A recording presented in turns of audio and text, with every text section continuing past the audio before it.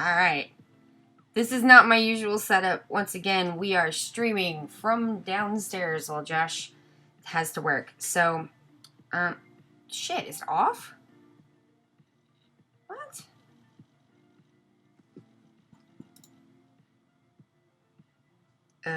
What?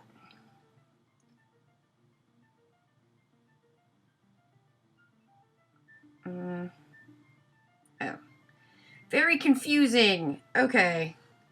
Twitch, why are you so confusing on the phone? I do not know. Okay, so big shout out and thanks to Amory1999 for follows. M Papaya and Skeletal Trauma. Thank you so much for the follows. Thank you again to Lucy River for the subscribe. And let's get into it and let's get started. Yeah. Okay. Just trying to get this thing to flip. I would like you to flip. Thank you. Okay, so we're going a little early.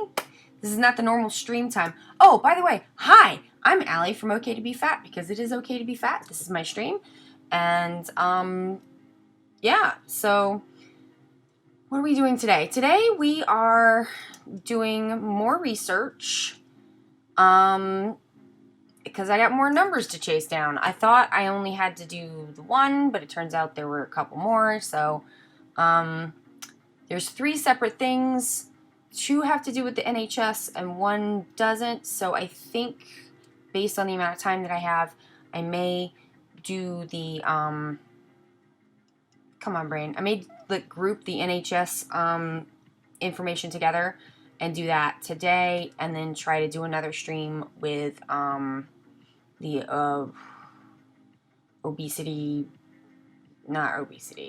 cancer research, obesity information another time, but we'll see how the stream goes. It depends on how fast or slow I can get through it.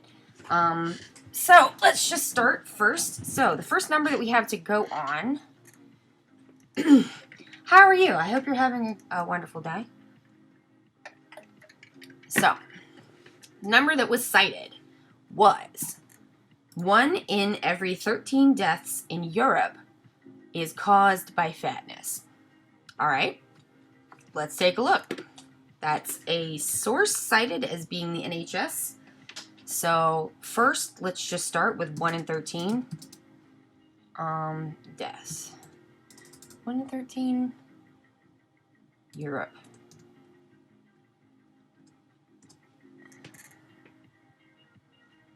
European Convention on Human Rights.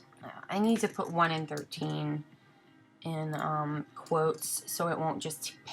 I don't want it to pull the number 1 or the number 13 like by themselves. So let's try that again. 1 in 13 young British people have PTSD. Oh, that's sad. Globally, 1 in 13 suffers from anxiety. People in Europe drink more alcohol than the rest of the world. 1 in 7 deaths in men and 1 in 13 deaths in women. I mean, we always need to be careful with these numbers because it's interesting. It's always interesting to me. When we did the last numbers, it was like 2.8 million deaths. But like I found 2.8 million deaths cited as a number for a lot of things. And so, it's sort of like, I don't want to give too much credence to these other numbers, but I do think that, we're not getting the same kind of screamy headlines about beer that we are, about like fat people being alive. So let's see. So we got this alcohol number. Okay. I believe it about anxiety. Good grief. Statistics about generalized anxiety disorder. So we're getting a lot of information about anxiety and a lot of information about drinking. That's interesting. Inhalant use.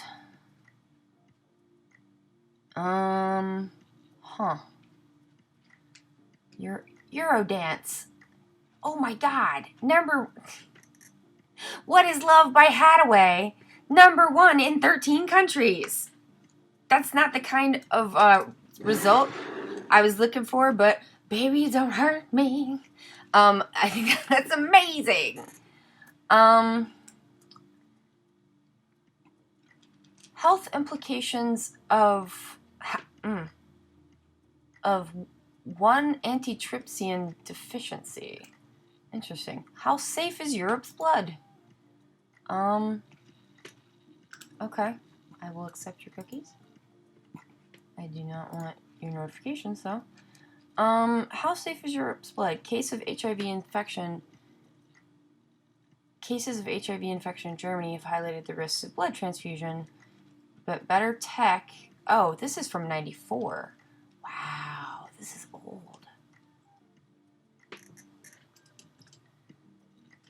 13. Huh.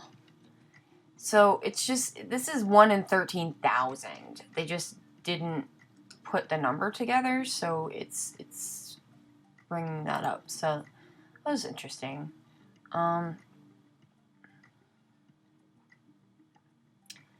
Child mortality rates in Africa. That's very sad. Let's see. Alcohol consumption. More alcohol consumption. Not getting a lot of info about fat people yet.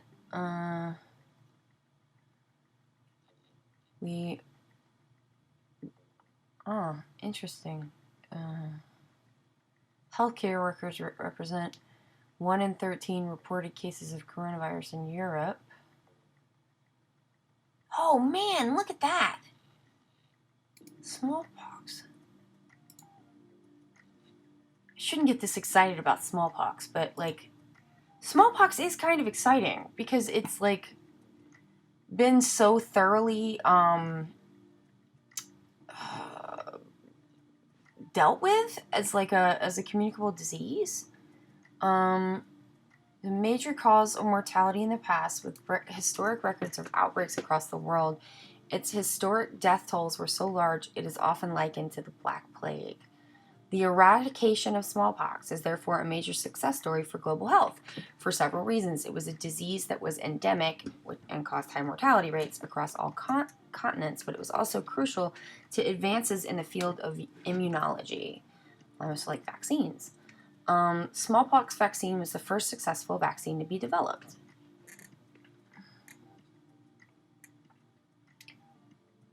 Okay, so animals can't catch smallpox. This is why it takes me so long to do stuff. I just get interested in other things.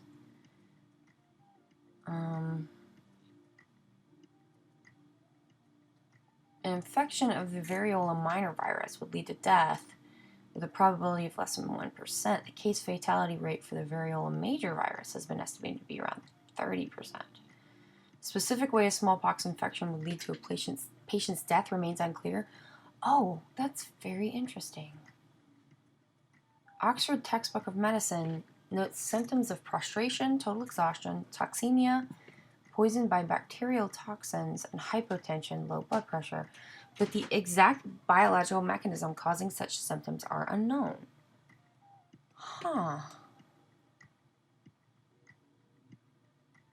There was never a treatment for smallpox. Once a person was infected, it was impossible to treat them. One could only let the disease run its course.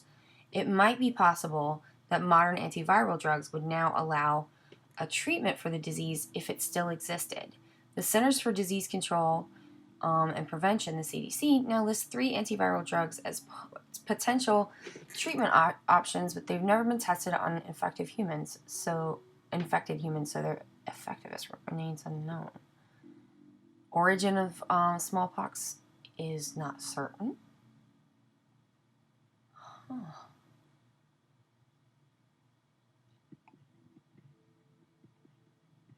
Fascinating.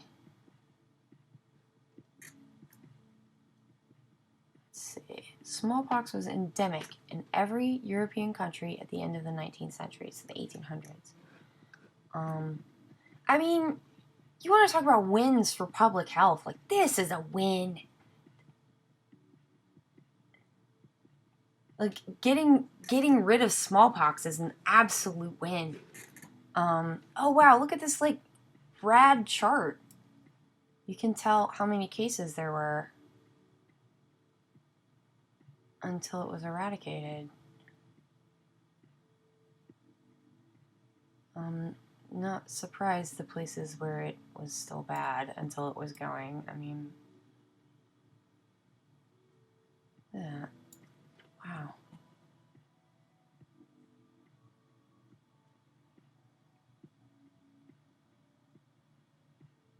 Hi, rare egg. Yeah, smallpox was like super duper deadly. Oh my gosh.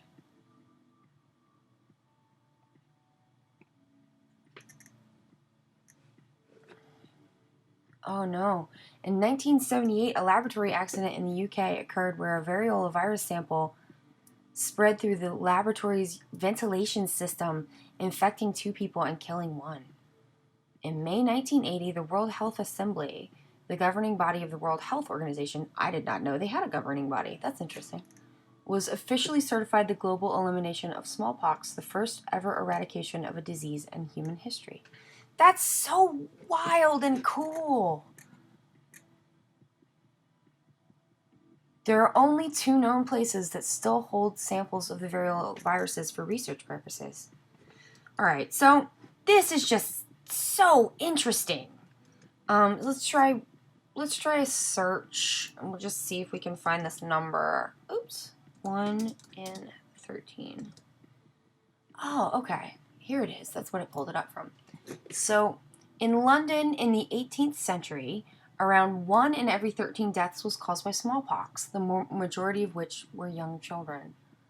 Wow.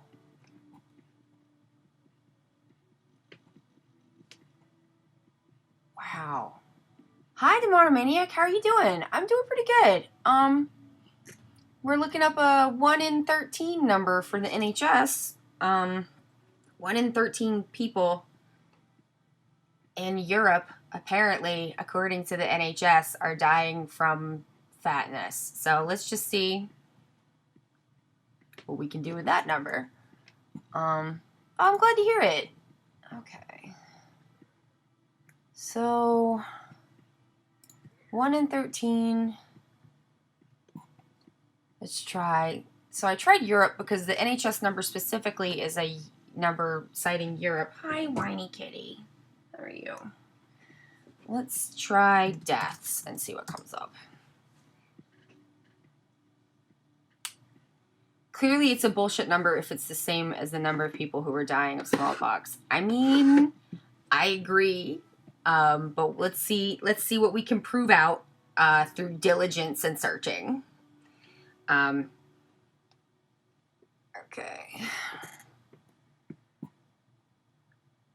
1 in 13 people killed by guns are killed by the police. Well, just gonna grab a screenshot of that. Yep. That's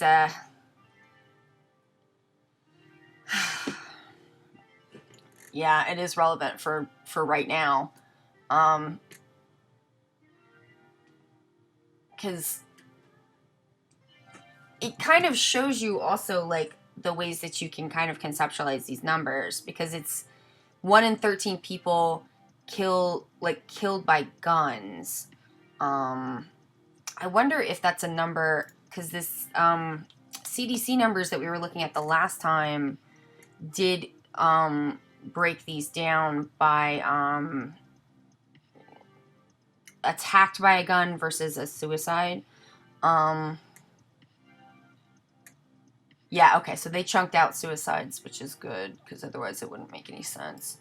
The worst thing you can do if anybody has any kind of mental health issues in your household is to have a gun. Okay, so Got more stuff about child mortality, I believe. This is a book. So we're going, asthma facts. 1 in 13 people for something for asthma. So let me just take this and I'm gonna cage in this number to make it say 1 in 13 deaths. Let's see what we come up with. So they're telling me that 1 in 13 is 8%. That's helpful. Hi, babies.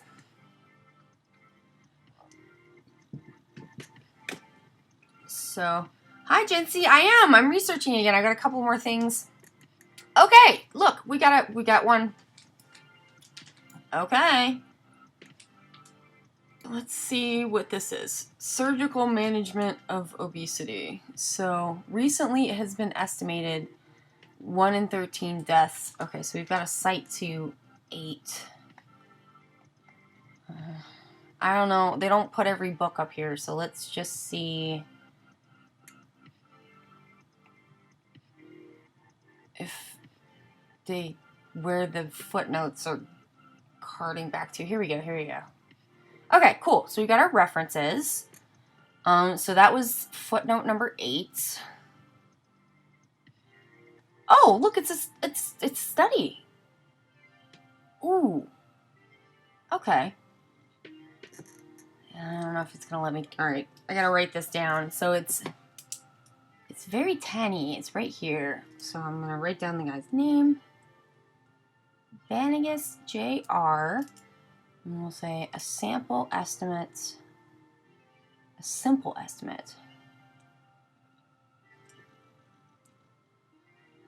of mortality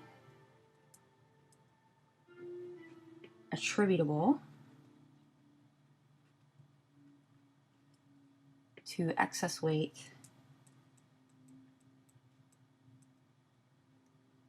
in the EU. And we got a year on that, which looks like 2003. European Journal of Clinical Nutrition is what I think it's referencing there.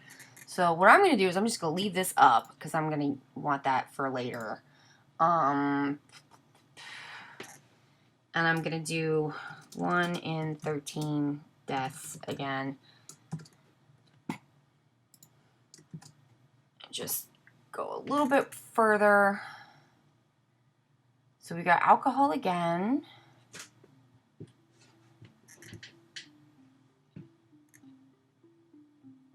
Abatement of houses of ill fame. What? A hearing before the subcommittee of the Senate.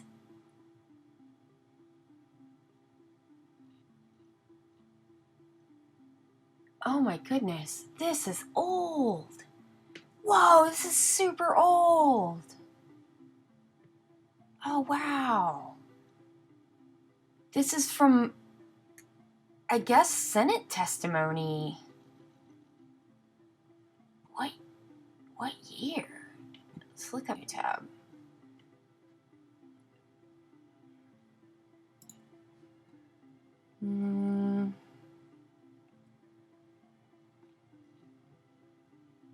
Abatement of houses of ill fame.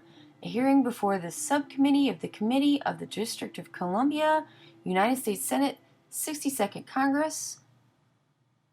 A bill to enjoin and abate houses of lewdness, assignation, and to declare the same to be nuisances. To enjoin...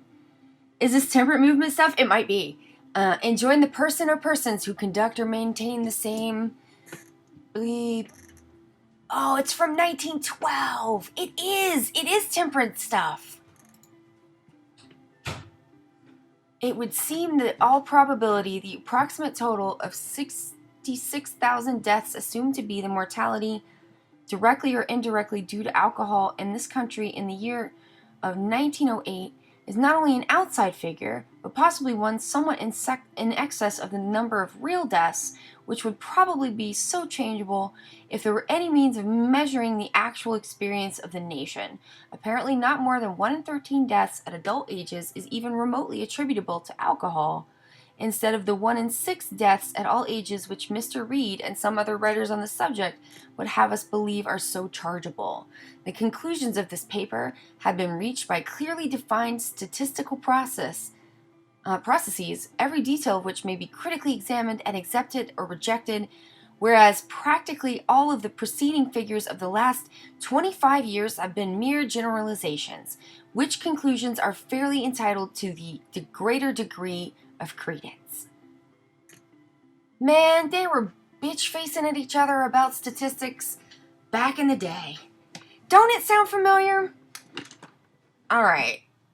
Morality over the 20th century in Australia. Oh, mortality. I'm sorry, not morality. They're saying digestive systems diseases. 1 in 13. Okay. Let's see. This one's also says obesity. Yep. Okay. 1 estimates. Okay, so this is the article. Alright, so that's the same article. That's actually easier. That's going to be easier because I can copy and paste it. Okay, so rather than look more at the abatement of the houses of ill fame, let's take a look at what the NHS says. Like, we've got a site, but I want to see what the NHS is citing, because that's where the number that I was, the place that I pulled this from said this number, and it was like, from the NHS. So, alright. Deaths, obesity, NHS. Alright, so what we got. Okay.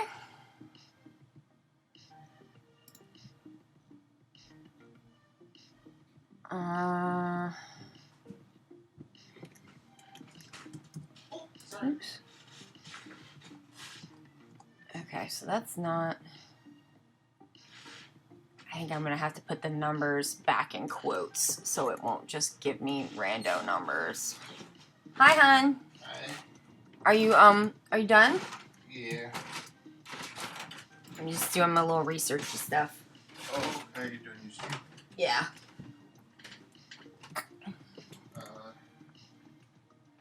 Mind if I play this game over here? No, go ahead. Nope, go ahead.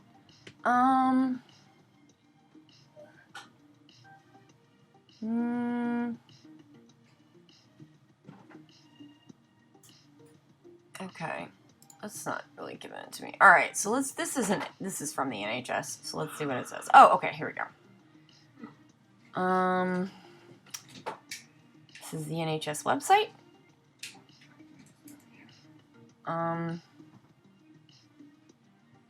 So 13. Well, they don't put it to anything. Isn't that cool? That's the only place that I have the number 13. So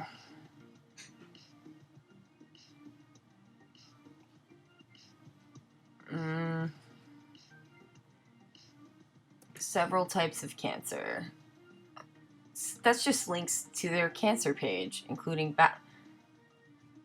So this is great. Look at this. Like, I don't know if you can see it down in the bottom, but this is just going to go to their cancer page. And then this just goes to their page on bowel cancer. Liver disease, it just goes to liver disease.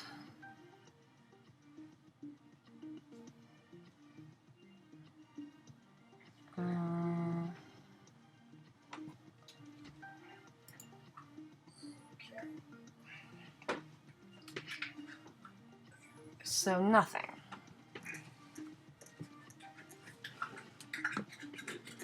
Even losing what seems like a small amount of weight, such as 3% or more of your original body weight, and maintaining this for life. Good luck.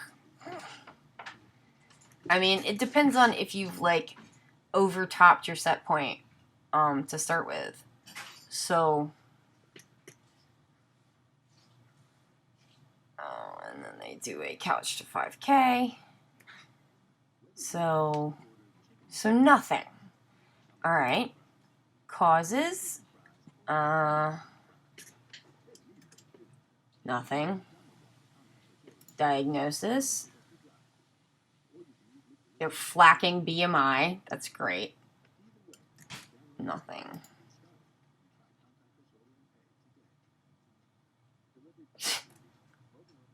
Wait, what? Look at this. What's considered a healthy BMI is also influenced by your ethnic background. The scores mentioned above generally apply to people with a white background.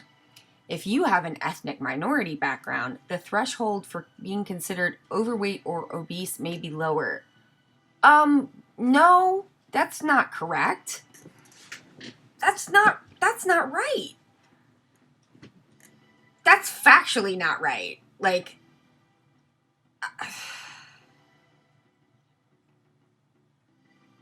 I mean, these scores were not based on, I mean, when people say BMI was based on white people, it is, but like, it was a calculation that was done by a guy, and it's not even just based on white people. It's based on like a couple of hundred Belgian dudes, just in Belgium. That's it. And so, like, yeah, are they saying that white people are allowed to be fatter than people of color? I don't know what they think they're saying, because they don't know what they're talking about. That's kind of gruesome, I think, because the BMI numbers were changed. They were changed in the 90s. This is not what the BMI scores. And so it's like there's two separate issues when it comes to BMI. There's not just like the calculation that Catalay came up with, and basically we have really Ansel Keys to thank for bringing back into, because it wasn't really known or used prior to Ansel Keys. It was just called the Catalay Index, and people didn't really use it, and people were still using life insurance height weight tables. And so, yeah, but the numbers, because BMI is just a thing that gives you a number. It's just like, what's, I saw someone say this on Twitter. I'm not remembering who, my brain, but it's just like, BMI is like a calculation of if your body mass was like liquefied, like how thick it, I mean, like how much space it would take up. What does it mean? But it just gives you this number. And then you have a number. But like when they changed the BMI standards, the recommendations were actually to raise the standards to 40 to be the like, this is where people may start to have problems, is at 40, not at 25. And because the standards were lowered in the 90s. And so we have the calculation and the formula, but then we have other people deciding what that number, like, if I just assign you a number, I say, okay, Jency, your number is 12, Rarig, your number is 14, you know, and then like you're just like, okay, I just have a number now. But then it's the scale that tells you supposedly what this number means. Like the numbers used to be different for cis men and cis women, or cis men and cis women, and then they just consolidated it for money, essentially. I mean, this was done during the time when they were trying to push fen through. So excuse you, I'm a 10. Good point. Let's see. I just like, all of the information that we have about BMI scores as put towards people who are not white is that it's not lower, that like that they should be higher because people with different ethnic backgrounds have. This is why this is a problem in the first place. Like, this is why this is like doing a sort of undercover racism, because like people's bodies are just shaped differently, and it's basically the like elite white people being like, well, people who look like us are the ones, because they were looking for visible reasons to say why it was okay, you know, at the beginning of the end of the 1800s, beginning of the 1900s, they were like looking for visible reasons to say these are the good people and these are the bad people. And it goes back to, you know, eugenics and the slave trade. Like, all of this because one dude made up a thing and then it was misused. I'm gonna go invent time travel. Oh man. It's a wild thing, because every indication that we have is that like this BMI scaling system, because they're acting like, well, we know definitely for sure that like a BMI of 25 is overweight. Like, you changed that in the 90s, like you changed it. And then we pretend like we didn't, you know, did the whole history of BMI for this. So I'm just like, this to me is wild, because for black people, this word should be higher, not lower, based on like any information that we have. And that's just like, when you're in a system where people are being stigmatized based on these numbers, it is wild to get something like this wrong.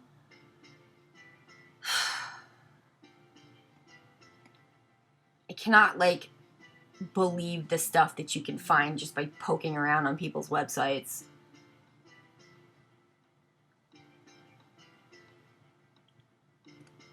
Good Lord. Okay, so now what? Treatments.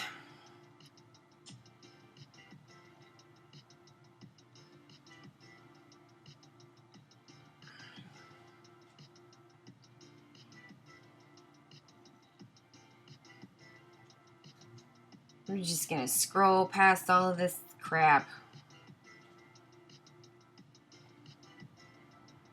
They're like telling people to diet, but not too much. Yeah. Okay, so the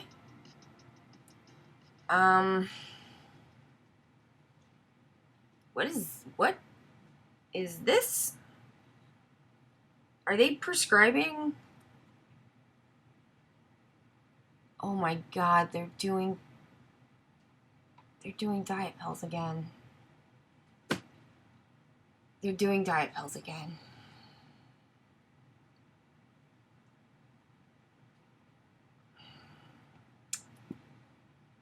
Oh, gross. Okay, so they're not gonna bother to cite anything on their own website. So yeah, I'm just like, I don't even want to deal with that situation. So I'm just like, nope.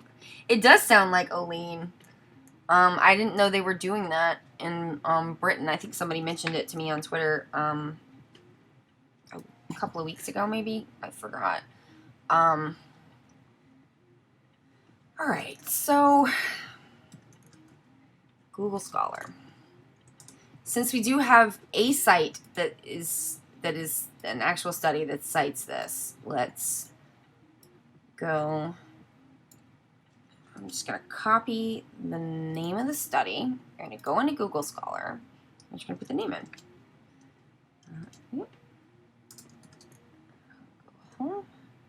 I'm just putting quote. Oh, fart. Didn't do it. Okay. I'm push end. Okay. So I've got quotes around everything. Well, the thing is, Jency's says things get constantly reinvented. The thing is there's no there's only 5 things. I mean, I'm not really counting, but there's really only a few things that they can suggest, and so they have to keep repackaging it because none of it works.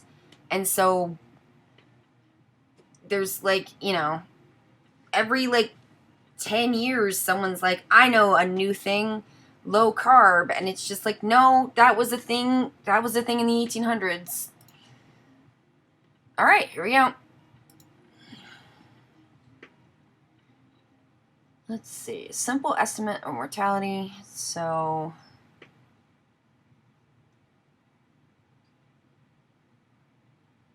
this is interesting.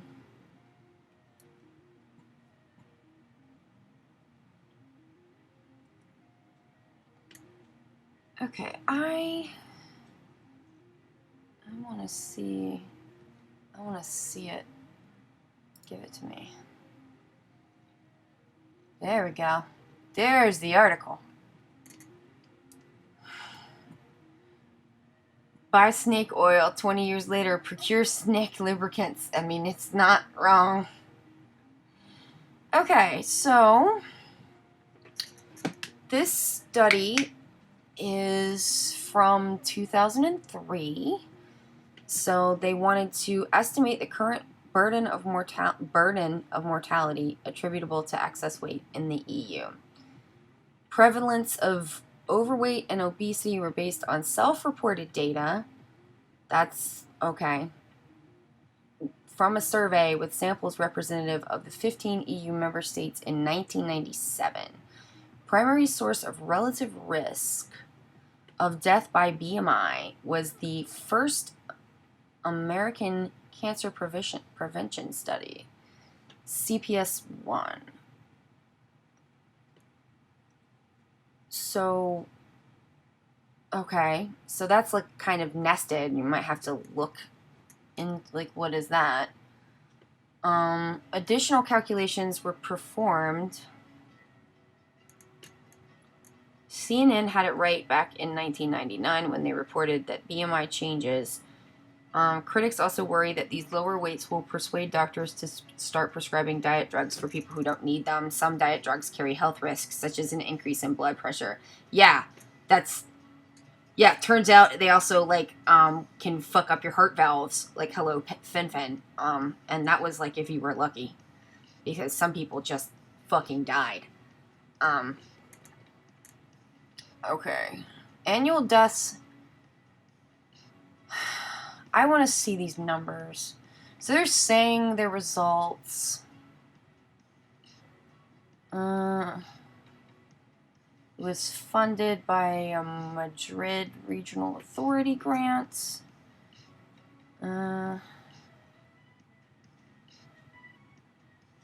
Recent estimates. Recent estimates for the USA put total deaths attributable. This number is David Allison. Oh, friend. I see you. David Allison has been featured in 2 of my videos so far. Now he'll be in 3. But David, this study was debunked.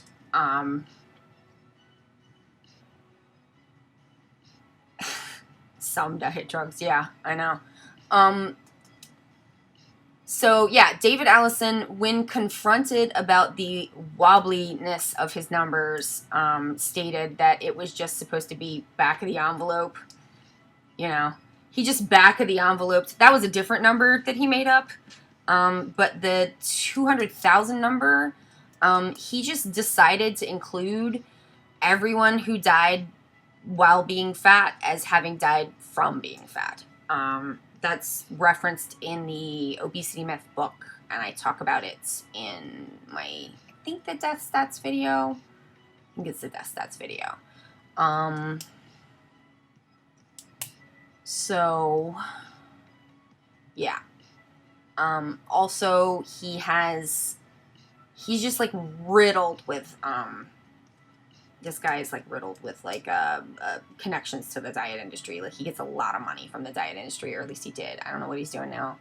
But there's some people that just like keep recurring, like they keep popping back up. Like, oh, it's that guy again. It's David Allison again. Oh, it's that guy from Harvard, Walter Willett. You know, you just keep seeing the same people. Okay, so for study purposes, we considered all-cause cardiovascular disease and cancer mortality. The burden of mortality attributable to excess weight was calculated by combining the prevalences of overweight and obesity, the relative risks of death by body mass index. At least this time we have a study to look at. So the number of deaths by sex and age in countries of the EU were drawn from the most recently available statistics. Primary source. Okay, so this is a problem to start with. Primary data source for overweight and obesity prevalence was the Pan-EU study, or Pan-EU survey. What is this Pan-EU survey? Pan-EU survey? I'm like, what year? 99?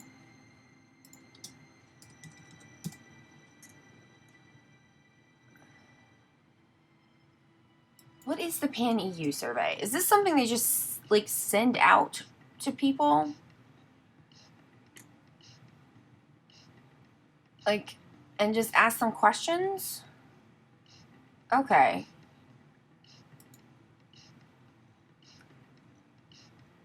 So, in this survey, in this Pan-EU survey, subjects completed a face-to-face interview assisted questionnaire.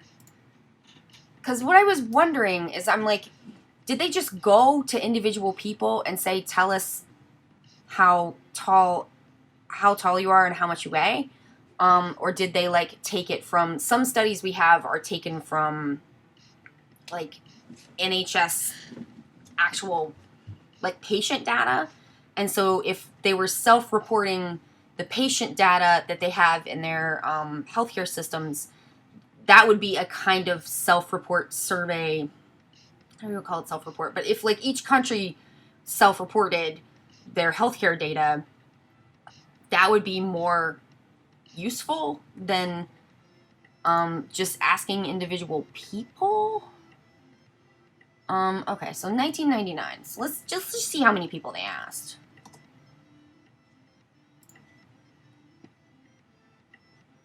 Okay.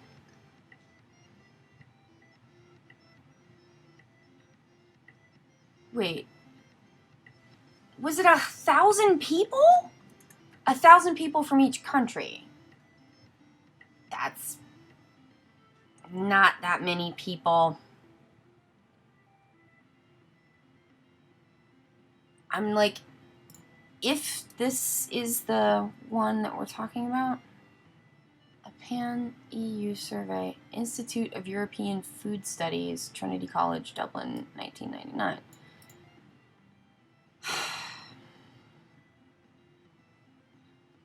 Additional calculations were performed using measured data taken from Monica Cindy and other studies. The World Health Organization Monica Project. What does that mean?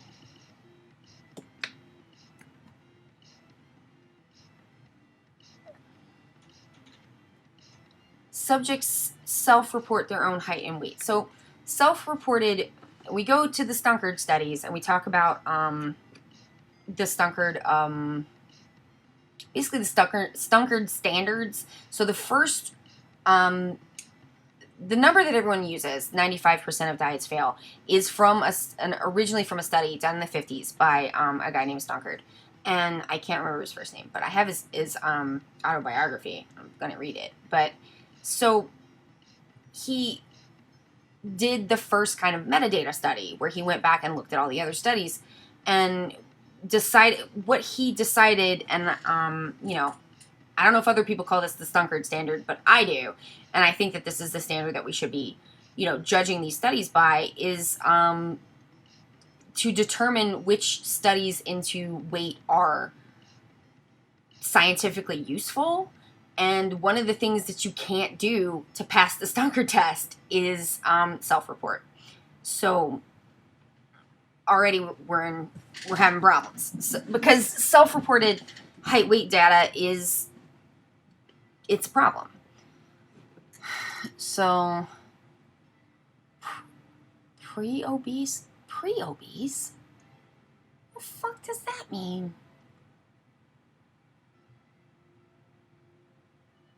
Oh, I guess they just mean 25 to 29.9.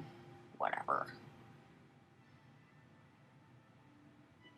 Yeah, people will fall prey to the social desirability response and say the right answer, or they won't remember correctly. Right.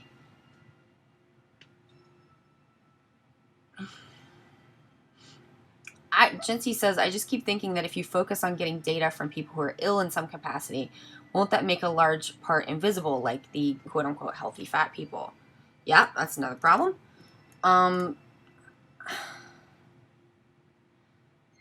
So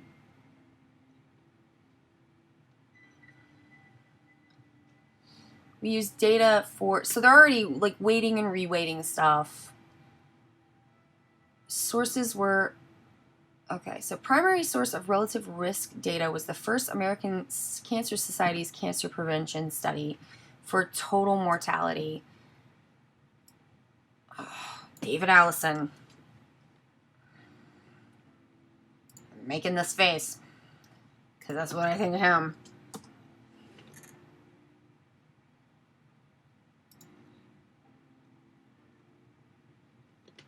Okay.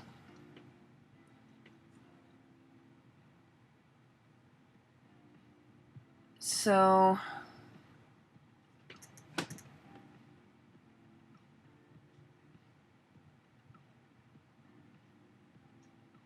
they did a study that they started in 1959 and continued through 1972 to play a critical role in establishing causal linkage between smoking and several diseases. It was over 1 million people, which is, that's a good sample size.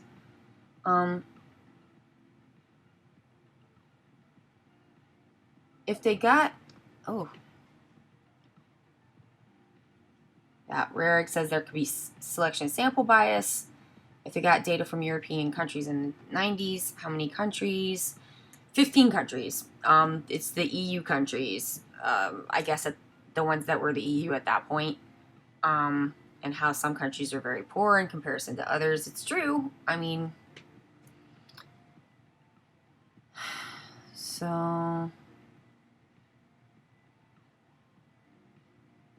approximately 7% of the study population was non-white, and 95% of the subjects lived in the United States or Canada. Analysis performed separately for white males and white females. There were not sufficient numbers of deaths or PYOs to perform all analysis with these methods for, I'm going to say, black people, except where noted data were not pooled across gender and race.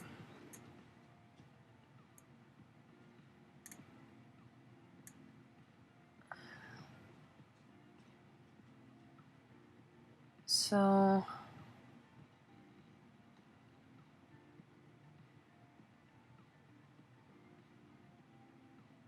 okay, so they're basically using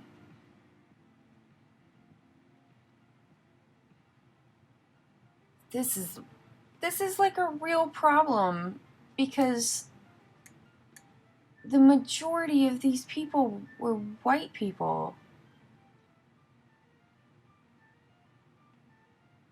And that's like a really severe problem in scientific studies.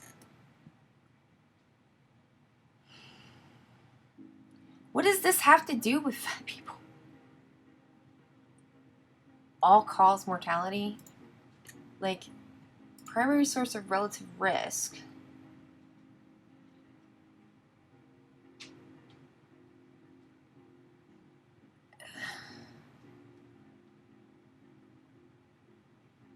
How is this from 1999?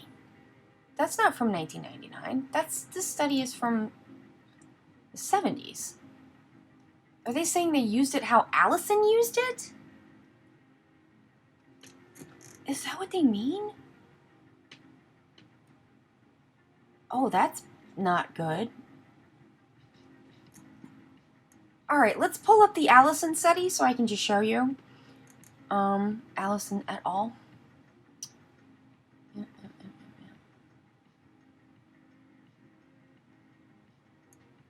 Let's see if we'll go down to... Okay. Let's just pull up Allison. I'll show you what it looks like.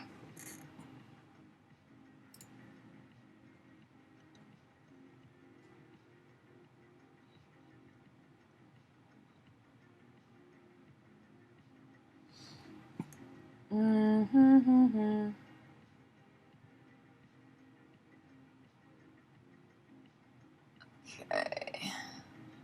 Full text. Okay, cool. Let's give me the full text.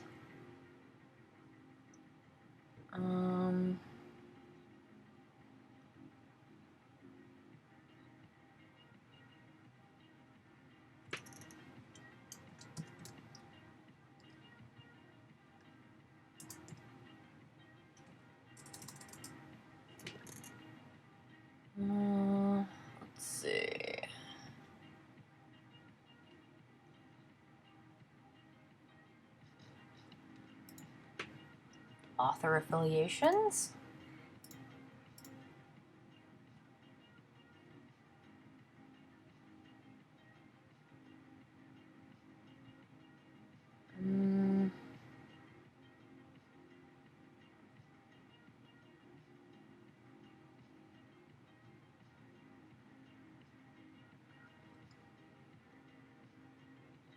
Six large progressive cohort studies. Framingham Heart Study does not show that. I know that one. Nurses Health Study doesn't show that. So I know that one too.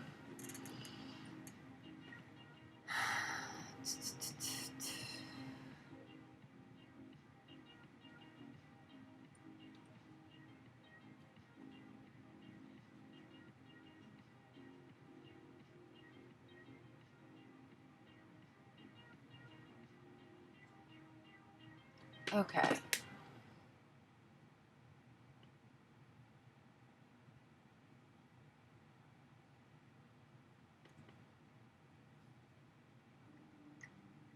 Let's see. So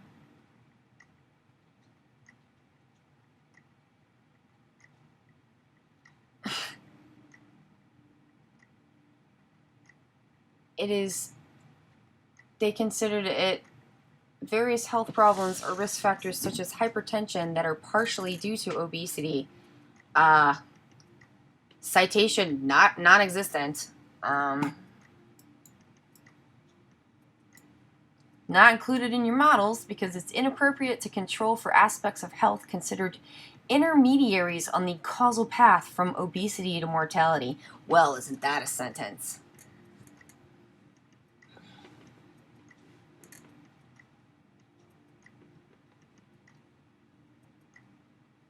So they didn't take out anyone by age, which, as we discussed the last time, it is not appropriate to mix age cohorts over 65 and under 65. Yeah, it says it does not, or it says it does take into account simply by including both sections and a cross section of ages. So, but you shouldn't be mixing. You shouldn't be mixing those two. sensitivity. Early deaths were not excluded, as sometimes been advocated, because there is no published proof or formal statistical justification for the merits of this technique. It was shown mathematically that the technique is not guaranteed to reduce bias due to occult disease when such bias is present and could even exacerbate such bias. A meta-analysis involving 2 million subjects.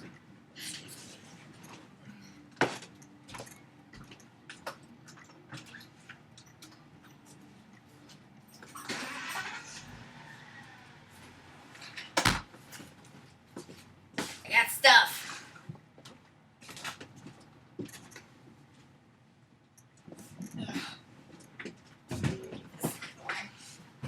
There we go. Someone knocked on the door. Okay.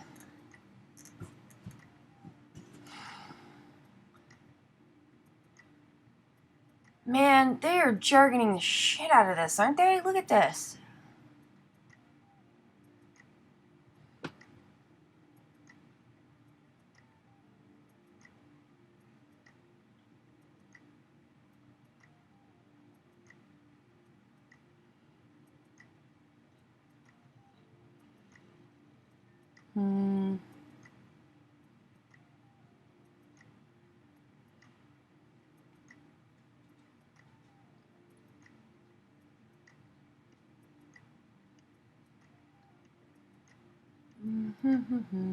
Okay.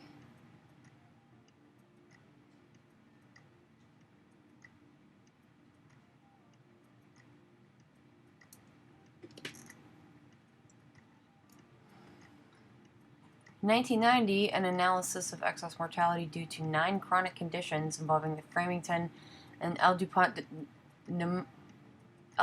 Nemours data sets estimated that obesity contributed to deaths were calculated only from coronary heart disease, stroke, diabetes. Other chronic diseases were ignored, and potential protective aspects, especially in the elderly, were not considered.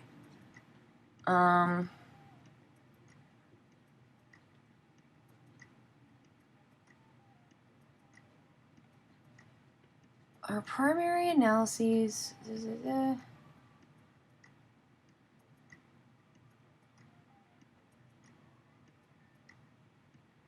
Oh man, this is. I hate it when they start weighting and unweighting stuff. It's just so hard to follow.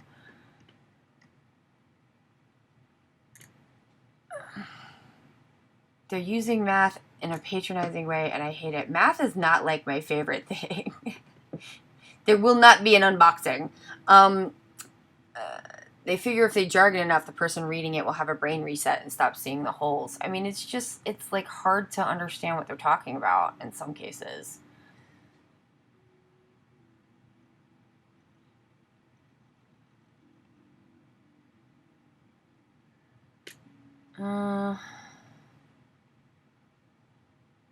This is it! This is it! This is it!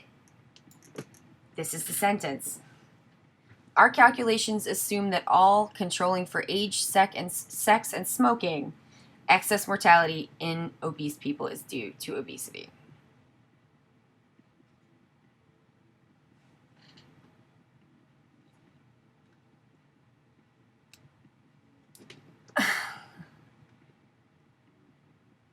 It is, I mean, yeah, it is not definitively established that if currently obese persons were to lose weight or were to never become obese, they would not still have a higher mortality rate.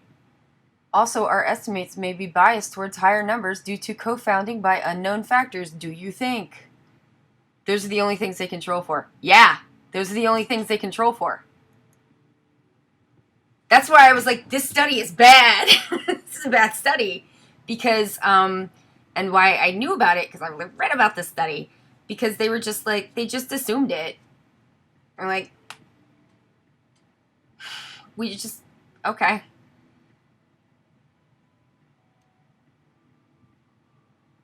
had we set the BMI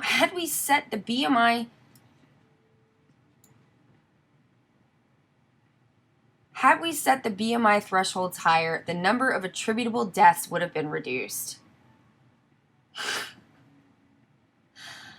Wow. Had we set the threshold... Yeah, because it's the only people you're counting. Am I, like, missing something? Like, this is the kind of thing where I'm like, I don't know. I mean, I didn't go to school for this, you know? Like, they're cooking one set of numbers to cook another set of numbers. Like, like,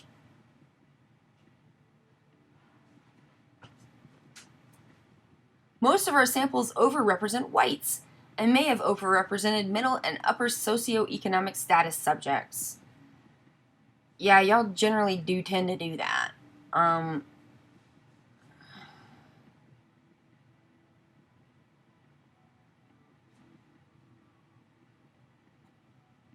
For 1999 and beyond, two factors are likely to increase the number of obesity attributable deaths. Continued growth in population size. So just like, there's just gonna be more deaths in America because there's more Americans?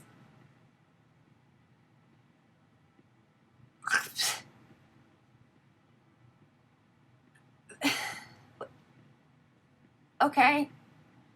And the apparently continuing increase, that man apparently is doing a lot of work right here. Apparently. That apparently is so snide, isn't it? Apparently continuing increase in both the population proportion that is obese and severely obese.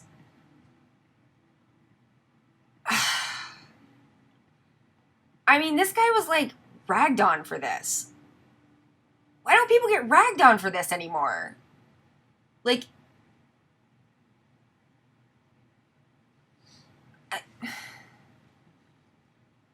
okay, so it is the study I thought it was. Which is the one that says that they just counted all fat people as dying of fat. Cool. Good. That's good. Yeah. Okay. So, this one, the NHS one, is using the Allison study. No, this is the cancer prevention study. But I'm like, this can't be the one they were talking about because they refed it to Allison at that same year.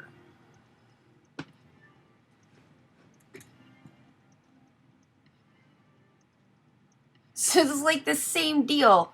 All they're doing is just kind of playing around with who smoked and who didn't, and then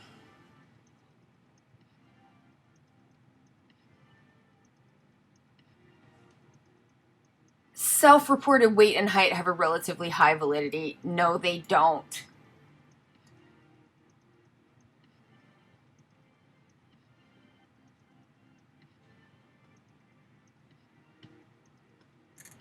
Given some uncertainty in our input data, do you think?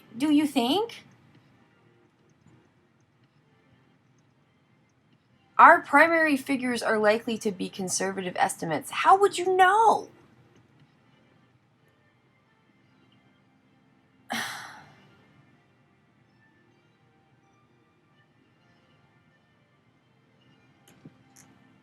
So, like, they're not adjusting for anything else. And if they're using the Allison method, they're just counting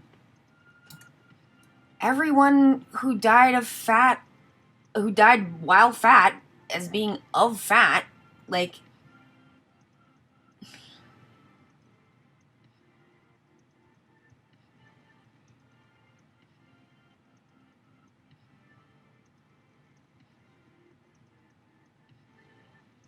the estimate...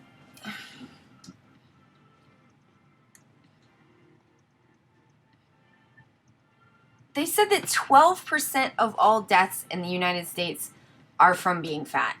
But, like, they didn't take out people who were over 65. So it's like, I got this figure from, I think, Glenn Gaser. It's who figured it. So, let's say, Gaser.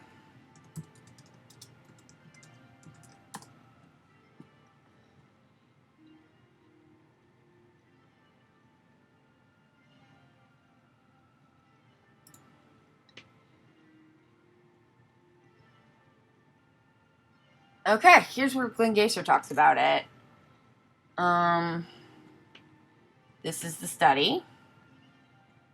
And he said grossly overestimated or greatly overstated. They calculated hazard ratios. I'm like, oh, good. Glenn Gaser can explain it to you because, I mean, he would know, and I just have a design degree. They calculated hazard ratios for all the various BMI groupings in the 6 studies that were selected.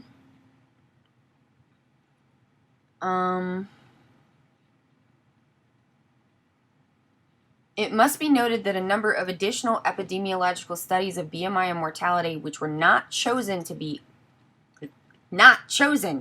by the authors of this study to be evaluated, so we've got p-hacking again, which is fucking with the numbers, show a quite different picture for BMI and death risk. By using 3 additional pieces of information, the size of the U.S. adult population, the number of men and women in each BMI category, and the total number of deaths in the country, hazard ratios were converted from actual numbers of deaths by extrapolation from each of the 6 studies to the entire U.S. population. So he says, hold on, as the saying goes, there are 3 kinds of lies, and one of them is statistics. In reading this paper, and many previous papers written by the authors of this report, it is apparent that the investigators designed their statistical analysis with the preconceived and very much mainstream notions about obesity and health. To arrive at their conclusions, they may have used statistics, quote, as a drunken man uses a lamppost, more for support than illumination. A fatal flaw in their analysis is best revealed by the author's own admission. Our calculations assume that all excess mortality in fat people is due to being fat. Thus, the doctors made no attempt to determine whether other factors, such as less than adequate access to healthcare, could have explained some or all of the excess mortality in fat people. So, had Dr. Allison and colleagues used the fat and fit men from the Aerobic Center longitudinal study in their calculations, the annual death toll attributable to obesity would be essentially 0. Low fitness, on the other hand, yeah, I mean, the one thing that we do have studies on, insofar as, like, health and fitness goes, like, the one thing that we know for sure is that moderate amounts of exercise a few times a week is the thing that does the most good. I think it's like 30 minutes 2 to 3 times a week. So that is the thing that, like, has the most health benefits, and those studies have been repeated multiple times, insofar as I know. So prevalence of dieting, particularly yo-yo dieting, is much greater in obese people, especially women. Consequently, obese people are far more likely to experience extreme weight fluctuations during their lifetime. It kind of sucks that, like, even the books that are on our sides are, like, constantly using this language. The Framingham Heart Study revealed that virtually all of the excess cardiovascular disease mortality in fat people could be explained by, like, weight cycling, essentially. Fat people are more likely to have tried extreme diets, and those diets were very popular in past decades, for example, the 50s, 60s, and 70s, during which time most of the most of the epidemiological studies of BMI and mortality, including all of the 6 used by Dr. Allison, were initiated. Well, and then that's where it stops. So, don't take it from me. Alright. So basically, this 1 in 13 number is not cited by the NHS website to a study at all. So that's a problem. Number 2, when I did find the study, at least there is a study, the WHO is just like, suck a dick, you're not getting a study. It's like, oh, this won't be monetized. None of my shit's ever monetized. Like, yeah, so he used the same calculation methods. Let's see how many times he, like, attributes stuff to Allison. Let's do Control F. Come on, man. Can I not search? Ugh. Oh. My bad. I keep, like, my work computer is a PC, and so I keep going back and forth from a PC to a Mac, which makes my keyboard shortcuts, like, not work. Okay, so, Allison. Alright, so the first Allison is this one study. Alright. Okay.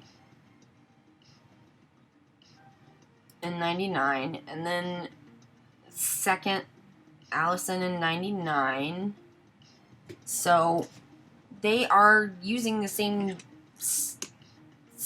figures to get their, like, hazard multiplier. So, like, I believe what's going on here is that they're doing, like, if you wanted to figure out, like, say you had a car loan and you wanted to figure out, like, how much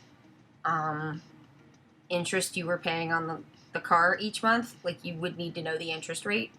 So in this case, and you would just, you know, multiply that times how much you owe, and then that tells you how much interest you're paying. In this case, I believe what they're saying is that the relative risk data is like the interest rate that they're using to multiply out and figure out how many people. Man, isn't it wild how this, like, capitalist obsession with fatness and the diet industry has just, like, explodingly multiplied from the places that it has originated, which is the US and the UK, and just has zoomed around the world.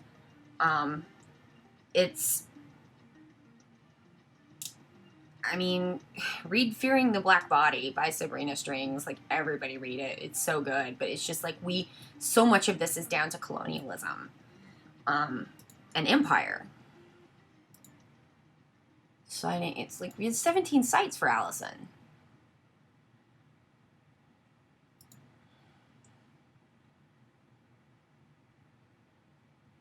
We just keep going to Allison. Yeah, no, they just did the same numbers on a different population.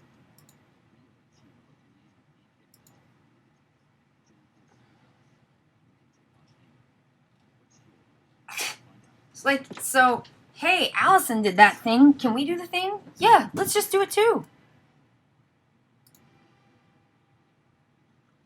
Allison, yep.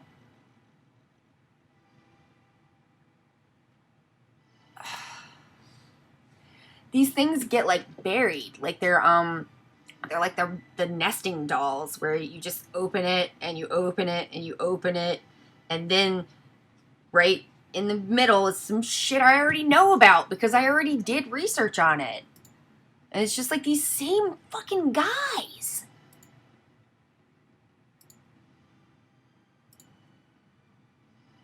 Unbelievable. Yeah, alright. David Allison. me go back to Google. And we're just going to try.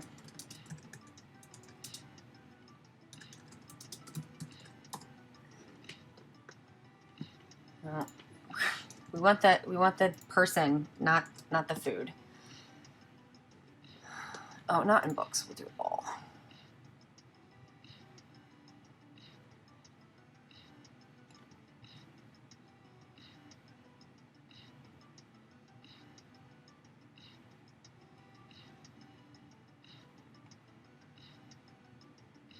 Okay, let me put David Allison in quotes too, so we just get David Allison.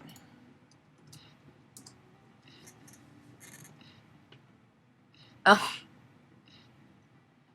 my own transcript.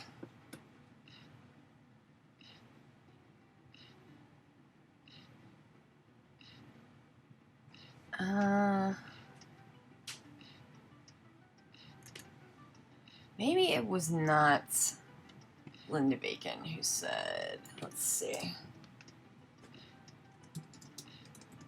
History funding. Wait. Will you tell me how much David Allison made from the diet industry?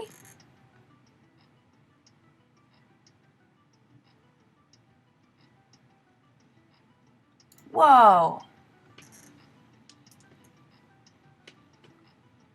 In an investigation dubbed, "Is Big Food's Big Money Influencing the Science of Nutrition?" ABC News took aim at University of Alabama biostatistician David Allison.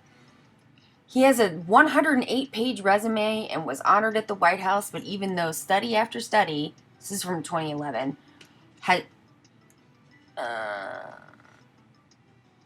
Allison says studies haven't been rigorous enough to prove that soda contributes to obesity. What? Oh, this is wild. Forbes?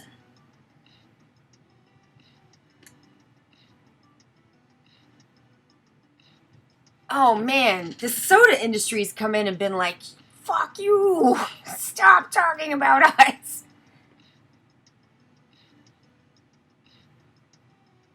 Oh, that's interesting. I'm like, oh, is there a transcript?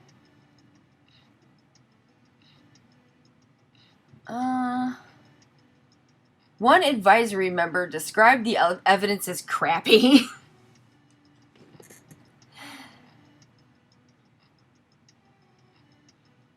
Oh my gosh. This is interesting.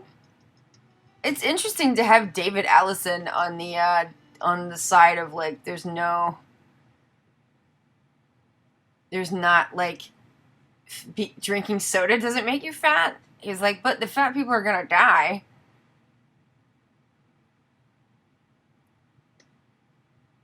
Huh. Allison has been a thorn in the side of public health experts who argue that soda taxes are essential to save Americans. Oh my god, did he get on the wrong side of these people? These experts, notably Kelly Brownell, a psychologist who directs the Red Center for Nutrition and Obesity at Yale. The Red Center for Nutrition and Obesity is a real mixed bag.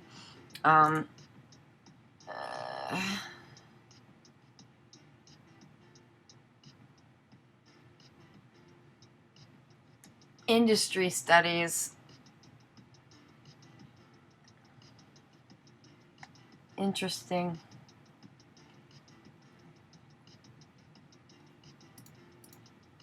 Now I just want to... Oh, no page. All right. Interesting.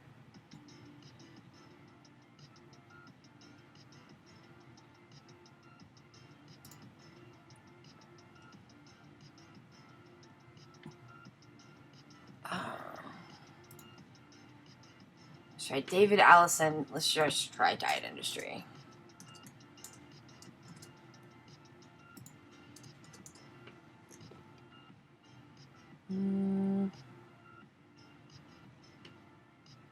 Oh yeah, it's from the Fat Studies Reader and from...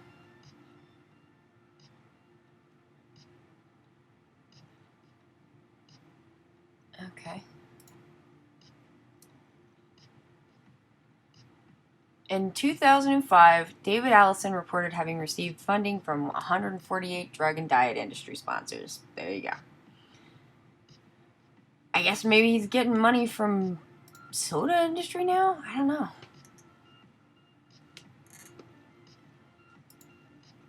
That's fascinating. What the heck is this webpage? Huh. Interesting. Okay, so, I don't know how much more to do with this. I think it's, like, pretty well not good. So, I mean, unless anyone has any objections, anything else I should... It's like, if you attributed more... If you had a group of people, right, who were... You said all these people were bad fatties, like they're too fat and it's bad, all of these people. And then all of them died.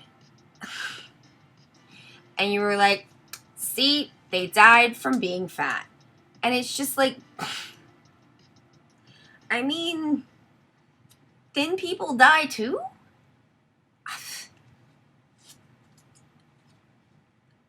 I mean, it's just like, I think let me just try one more thing for Allison so we can just put this to bed.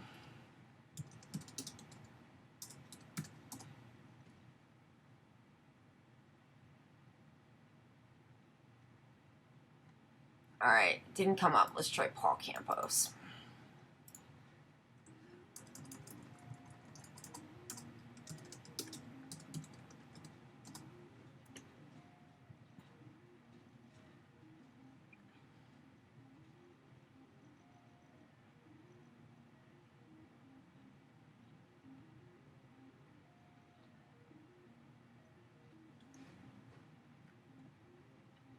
I mean, I could just read you from my own transcripts. Thin people dying is surprising. Fat people dying is expected. Well, then why are they so mad about it?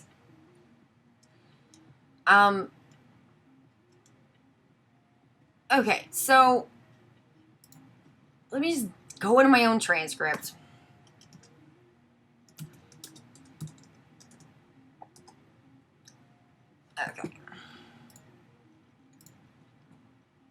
Okay, so this is from Campos, which is from the Obesity Myth, which is where I got it from. So I already did this research before, so I don't need to do it again because it's in a book. In his critique of Allison's study, Glenn Gaser, who we already just looked at his book, Big Fat Lies, pointed out because studies have repeatedly shown there's no link between a higher BMI and death in people over 65, those people should be excluded from any claims about death due to fatness. 78% of the 2.3 million annual deaths in America are people over the age of 65. So that leaves around 500,000 deaths in people under 65 that might be related to fatness. That's like the total number of people who are under 65. How dare people be fat and not do what we say? Our numbers will look bad. I think there's political pressure on healthcare. Oh, yeah, definitely. I mean, for sure. So, excluding all other forms of death, 60% of all deaths in everyone who dies before 65 have to be from fat. That doesn't make any sense. That's too many people. I don't know what else to say. Like, I'm just like, you know, think about the numbers. All right, so I'm going to put that one to bed as, like, not a thing. And, like, so we've got, so that's sorted. X that off. Okay, so let's go back to Google.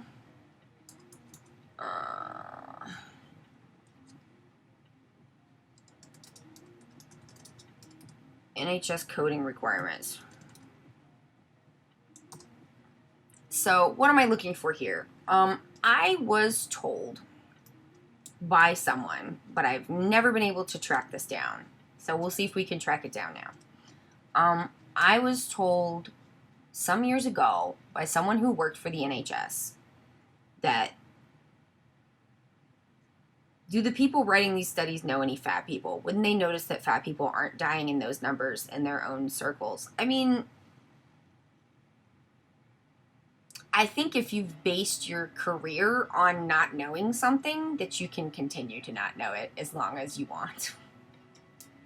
I think I said in my medicalization video that, like, the only way we got from miasma theory all the way to germ theory, because miasma theory is the theory that disease is caused by bad smells, and we got from that to germ theory was because the miasma people, like, died off. They just died, and that's, like, sometimes that's how science moves forward, which is a little, it's not what they teach you in school about how the scientific method works.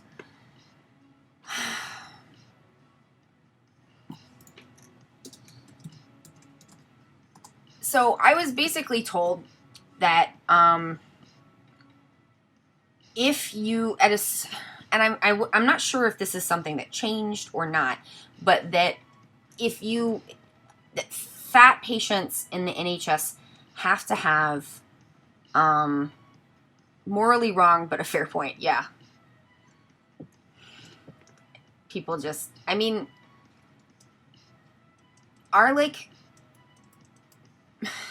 I mean, I hate to talk like this because it sounds like a little, I don't know, tinfoil hatty, but, like, I think that it is true that most of the people who have access to become the scientists leading these studies are very elite people. They're people who are not used to being questioned, and they're people who don't have any stake in upsetting the status quo. And so when we do see people who are willing to go against the status quo, that's a really big deal, because normally people won't do that. I mean, people won't do that normally anywhere in life. Like, it's not a thing that people do. Most people just won't. And so, you know, yeah, I mean, it's been a problem. But I think that what I was told was that anyone in the NHS who has a BMI over 25 or possibly over 30, I'm not sure if they included the overweight category, if it was just the obese category, is that, yeah, I mean, it's clout. It's financial. It's clout. It's like, people will do a lot to protect their own position. Like, most people just don't change their minds because they're given, like, proof that they're wrong. Like, unfortunately. Like, even, you know, hardcore, like, proof. People, I know this because I've been a fat activist for a long time. And it's like, everyone's like, you don't have studies. I mean, we do, though. We have studies. It doesn't seem to matter if we have studies or not. People don't want to hear it. You know, it's like, I've come to believe that there has to be a culture change in order for those studies to have room to mean anything, or to be able to do what they should do. Because what I think about is, you know, back in the 90s, they had studies showing that, like, children who were in, you know, same-sex couples' homes, who, you know, same-sex couples who had children, that the children were fine. because it was all of this like, oh, what about the children? We can't let them have children. I mean, it's like, you know, you're marginalized when people just like think they get to decide if you get to have children or not. Because like there's certain people that we'd never ask that of. But like who gets asked certain questions is so important. But yeah, we had studies. We had all kinds of studies.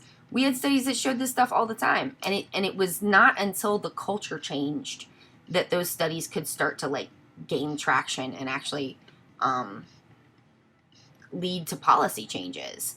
And so it's good to have the studies so that when the culture,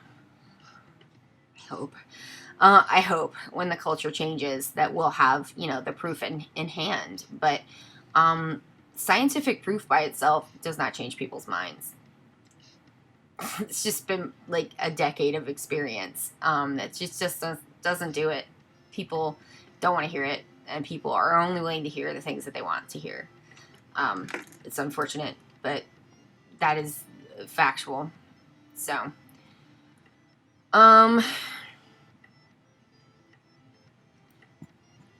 do they call it medical coding? So basically what I was told, the reason why I'm looking this up is I was told that the way that these things have to be coded, like you have to note if someone is fat, no matter what they come in for. That's what I was told. I have not been able to pin that down to anything else. It's not something I've ever really run with because like it's not that I don't believe this person. It's just that I need more than like just one person to say it for me to say it.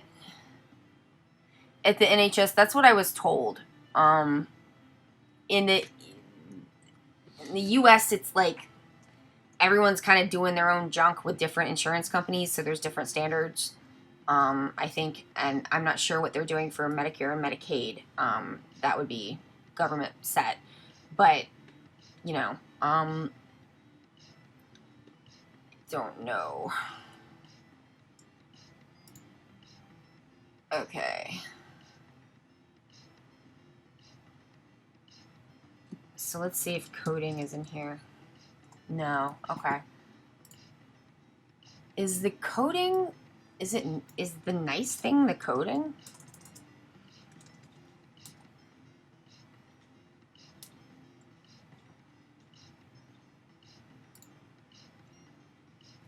Clinical coding and the NHS. So they call it coding as well.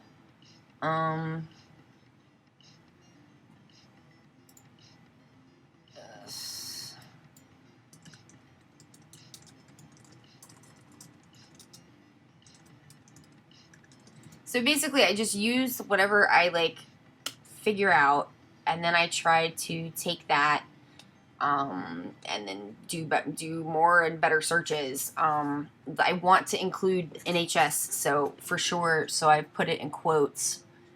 So let's see what we got here. Clinical coding recommendations for NICE guidance. I wonder what NICE stands for. About NICE. National Institute for Healthcare Excellence. Oh, okay. Who are you?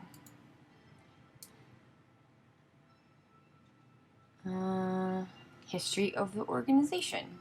Okay.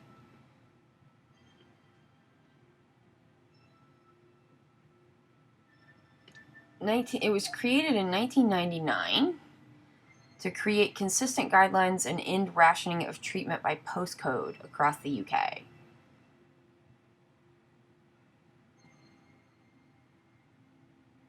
Okay. Clinical guidelines. So are they like...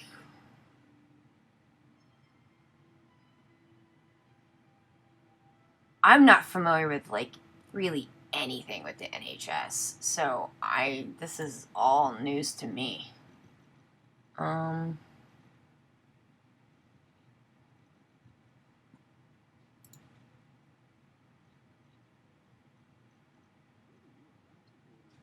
Improving health and social care through evidence-based guidance. Okay, what's the guidance? View all guidance. I want to see the guidance. Ooh, search. Obesity.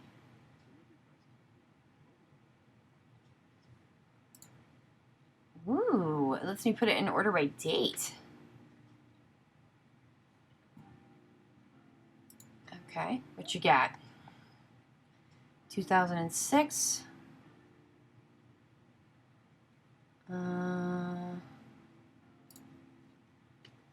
Okay. Guidance in identifying, assessing, and managing obesity in children, young people, and adults. Oh no. It aims to improve the use of bariatric surgery in very low-calorie diets? What?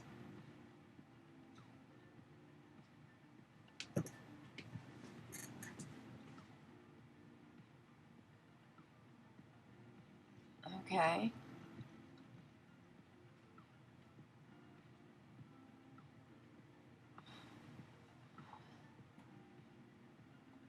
Who's it for?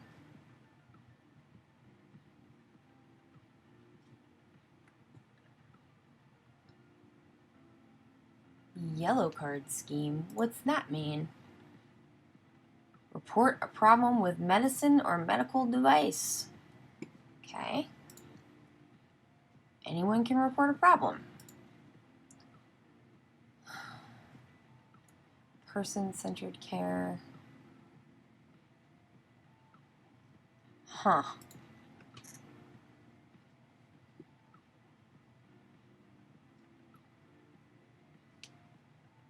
Wow. So a lot of stuff about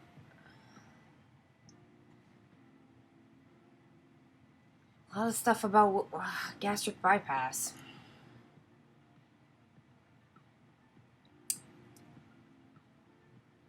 Are they talking about doing bariatric surgery on toddlers? I don't think. I hope not. I don't think. Here's a problem with statistics on bariatric surgery. We don't know because they don't track it. As far as we know, it's generally, it has been done on toddlers. I know of at least two cases, I believe. May just be one, but the thing is we don't know because bariatric surgeons are basically the ones keeping the records. And so, yeah, it has happened. We are not able to see how many children have had weight loss surgery because we don't have information about it. Because we don't. We don't have information about, we don't have good follow-up information because they don't keep it because they know it looks bad. So, I believe the current guidelines are that it is not to be done on people under the age of 12. It might be 13, but that's still quite bad, in my opinion. So, I don't know what to tell you. I mean, that's what they're doing. This is not giving me information about coding.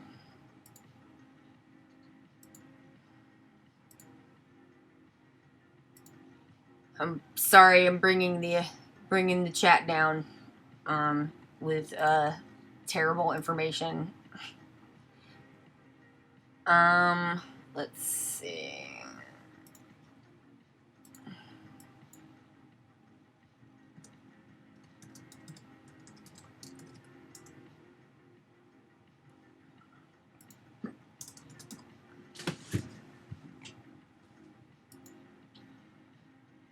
Oh.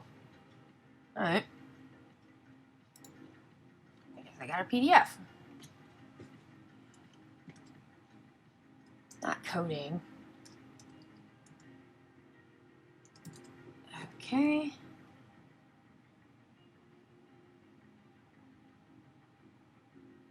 Examples of test results which may be used by a coder, but must never be interpreted by a coder. I don't know what this is. Oops.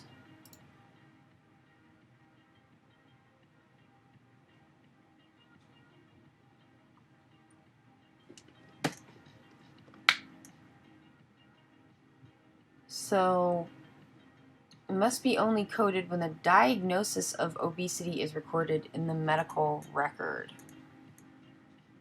Okay, but how often are they doing that?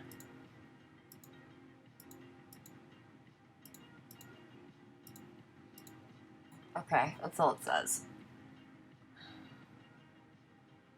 Even excluding surgery, low-calorie diets for 2-year-olds is horrifying. I mean, I agree. Honestly, I'm, like, surprised that they chunked out anyone.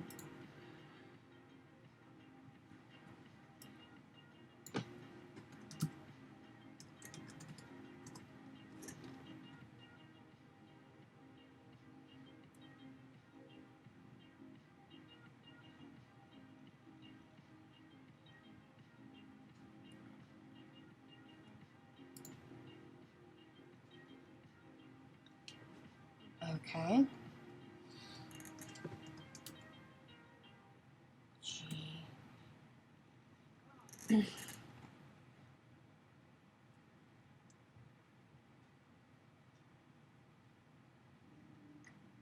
See, this is the thing the person was trying to tell me, is that, like, this I've highlighted here, in 2016-17, 617 admissions to NHS hospitals recorded obesity as a primary or secondary diagnosis.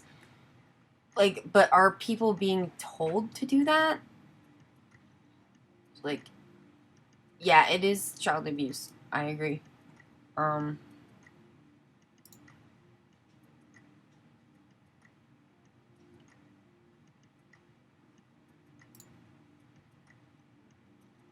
Oh, for real? Yeah, I'm okay with cookies. You can't pull it up. That's weird. Why is some of this stuff disappearing off the internet?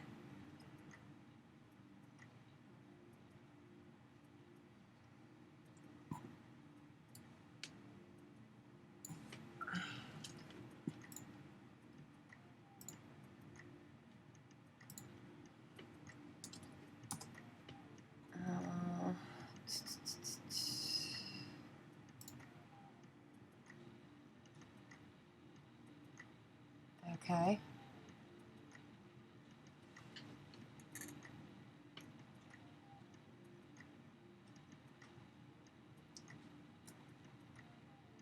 I just want to know if, like, what is the guidance or instructions for people on primary or secondary symptom? It says primary or secondary diagnosis. And I'm not sure what that is supposed to mean.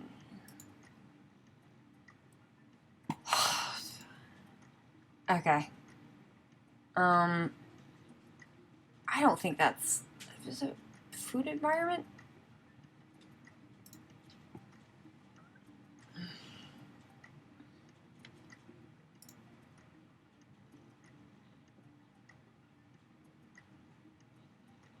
Okay. This is what I want to know. Admissions directly attributable to obesity. How do they know that? Primary or secondary diagnosis of obesity. Okay, so what is number 1? If this is just going to be, if this is going to be like another, like, tick to, like,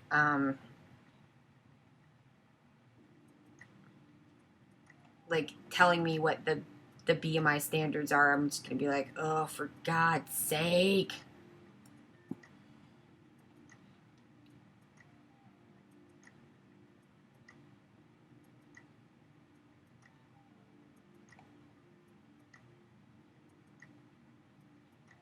So, okay.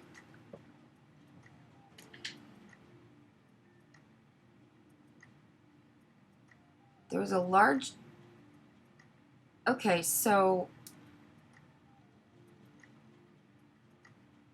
Maternal care. Maternal care. Maternal care.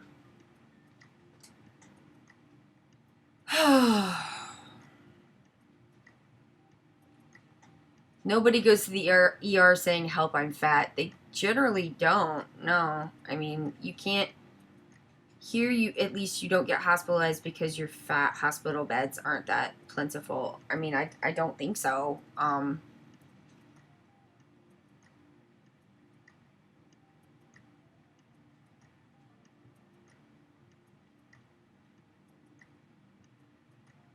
Okay, so this is nothing.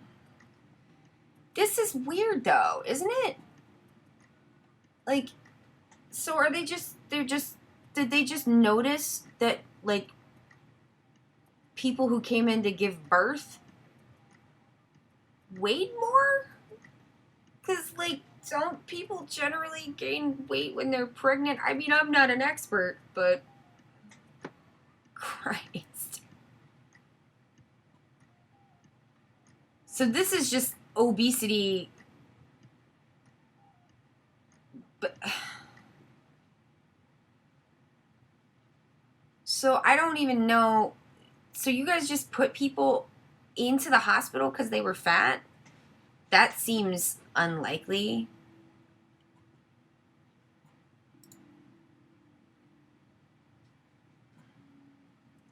Around 3 in every 4 patients were female. That's not surprising. Of course they're going to get these numbers if they include maternal care. Weight gain is standard for pregnancy. Yeah. Isn't it wild if you just start poking around what you can figure out?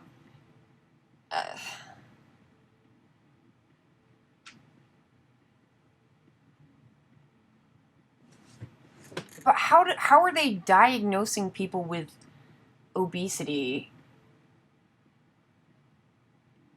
My guess is they went to the hospital with symptoms and those were dismissed as medical discrimination. Yeah, probably. But like labor and delivery complicated by fetal stress? That seems just gross. That just seems gross.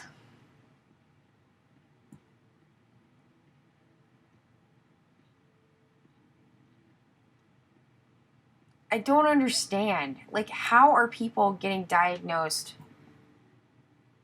What are the standards? If they say the BMI standards, I'm gonna scream.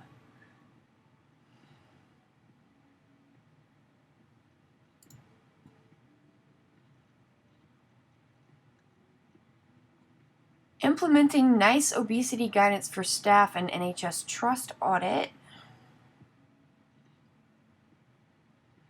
This is just them telling off the fat people that work for them, I guess.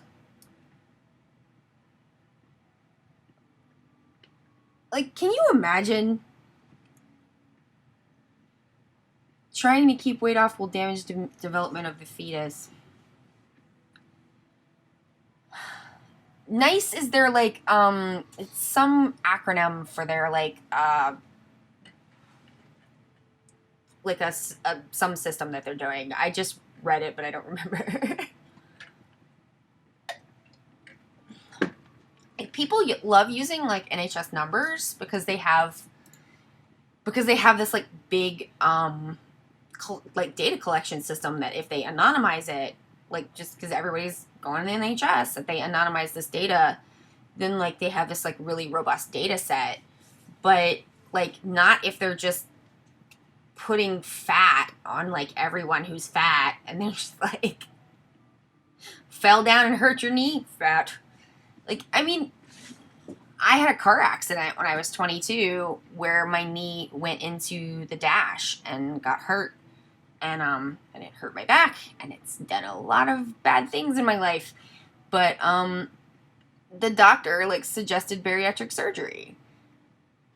And I was just like, he was like, you know, because you're fat in your knees. And I was just like, I was in a car accident.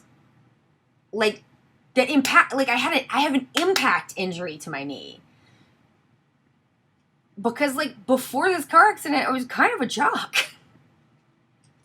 I played a bunch of sports, I did all this stuff, and, like, you know, it really fucked me up. I mean, I was still fat before that, but I was a fat person who, you know, played soccer. And then, like, after, it's just kind of, you know, yeah, I don't know how being thinner would have helped, honestly.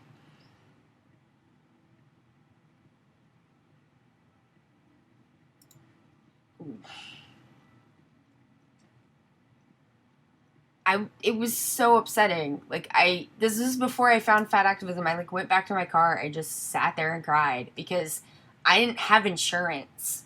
And so this was the only doctor I could go to because it was the doctor that the car insurance company sent me to. And, like, and I just had to beg him to help me. And it was humiliating. Because he was just like, nah, do I really have to do anything for you? And I basically had to beg him to give me a prescription for physical therapy, which is what I needed. And, like, you know, because the stereotype, right, is that, like, oh, you go to a doctor and they're like, no, you're fat. And then I'm like, boo-hoo, I didn't know. And the doctor's like, you should exercise. And I'm like, boo-hoo, stop being mean to me. And it's just like, okay, number one, I can't go anywhere without, like, everyone being like, so do you exercise? Like, it's the, you know, the dentist is out my ass. Like, I mean, none of your business, you know. It's just like, come on, man. Like, gynecologists really like to go hard on that. And it's just like, I don't know why gynecology is so fucking fucked up as a medical field, but, like, I have never been treated worse than I have been by gynecologists. It's just horrendous. How bad that profession is. And I think what actually happens, right, is not like, I'm like, boo-hoo, the doctor told me that I was fat and I didn't even know. And then he said, what about exercise? And I was like, oh my God, what is that? I never heard of an exercise. What do it do? Like, no, that's not what happens. What happens is you go to the doctor and you're like, I hurt my knee in a car accident. And he's like, get weight loss surgery.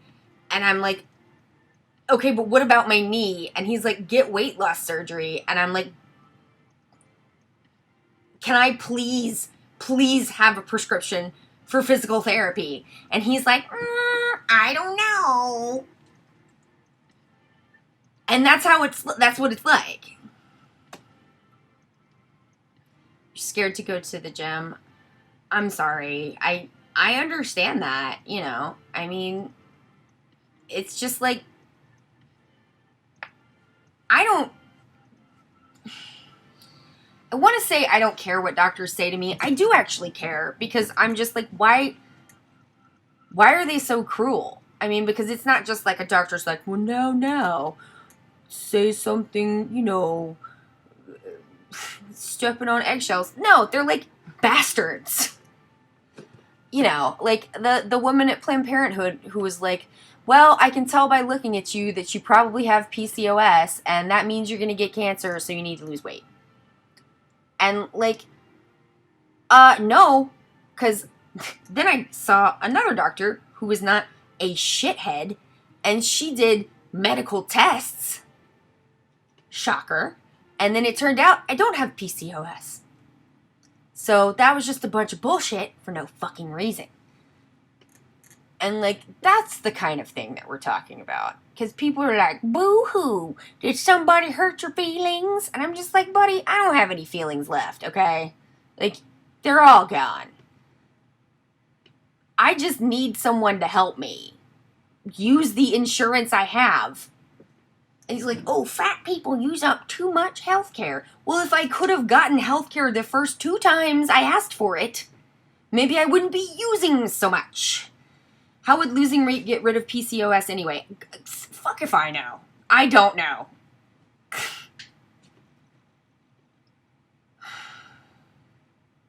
Oh, gynecologist. I'm sorry. Yeah. I mean, honestly, I found a good gynecologist because I was, like, seriously crying about it on Twitter, and someone, like, gave me the deets of somebody who's good. And that's, like, that's how I found her. And it's just, like, you shouldn't need to ask Twitter and have enough people that follow you that somebody will know. It's like, I love it when thin people imagine what they think our problems are. And it's just like, shut up, man. If you just listened, then you'd know. But if you had to listen, then you might have to, like, you know, listen. And they're not going to do that.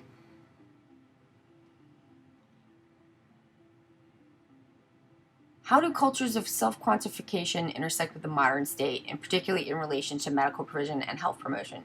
I mean, like, Jesus fucking Christ. Then people could not go through a week's worth of, like, the kind of bullshit that we have to put up with. Like, they just would not accept it.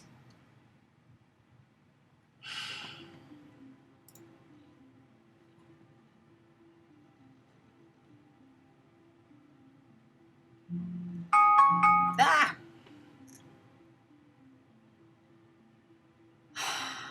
This is not getting me information.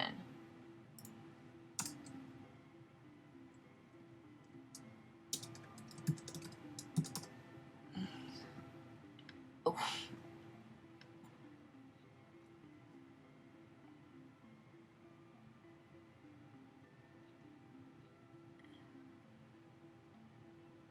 Okay, fine. Let's see what they say in Wales.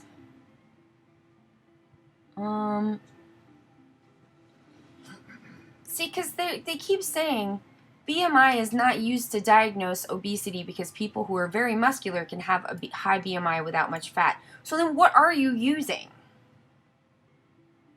Waist measurements? I mean, that's still bullshit.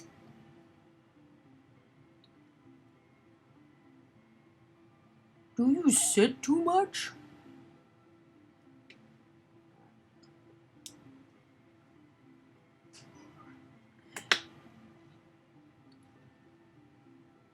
This is the same bullshit that's from the, like, basic, the clearinghouse NHS. Like, that's just an individual NHS.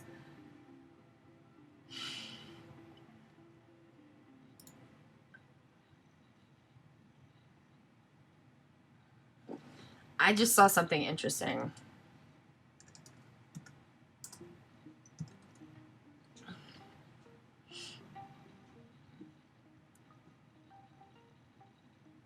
Now,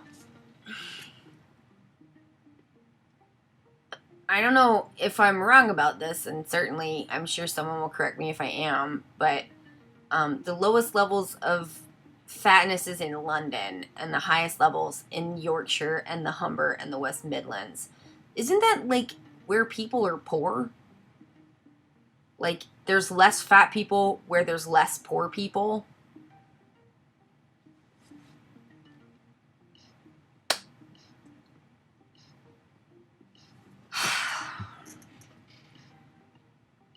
Quantify that. I mean, I don't know. I don't know.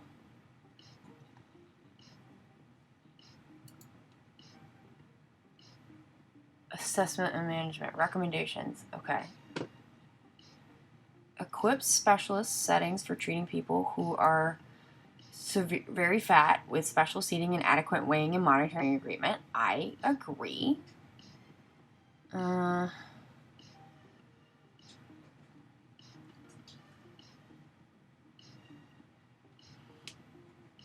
Well, we've got a link here. What does that do? Healthy Lives, Healthy People, a call to action on obesity in England.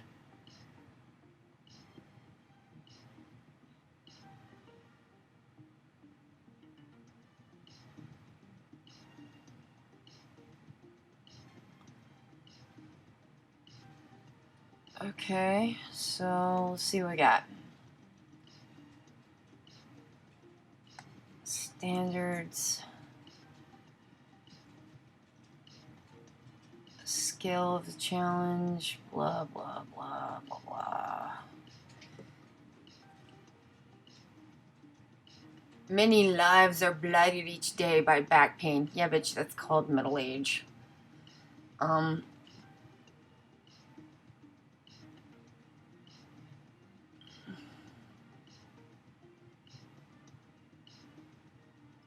Okay. Oh man, people just love using the scale of the issue. Like the puns and shit. Yeah.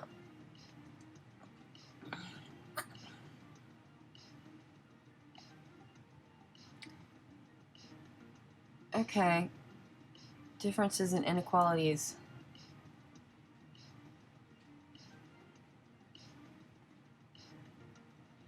Income, social deprivation, ethnicity have an impact on the likelihood of becoming fat. It's almost as if you guys set it up that way.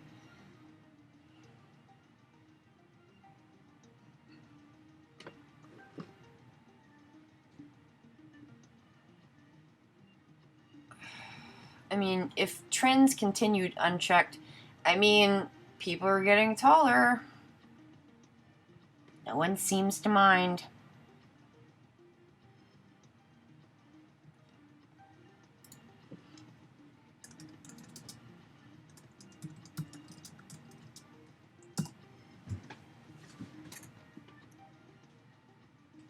Images. Human height, our world in data. Poor nutrition and illness in childhood limit human growth. The history of human height. Over the last 2 millennia, human height has stayed fairly steady. With the onset of modernity, we see a massive spike in heights in the developed world.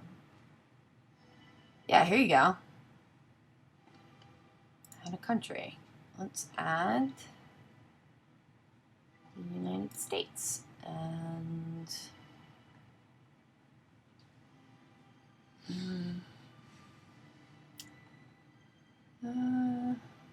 United Kingdom. Okay. So we'll take out, let's unselect those guys, and we'll select United States, United Kingdom. Okay. So here's the average height of men of my year of birth. And you can see it's definitely getting larger. So let's try increase in weight over time. Historically.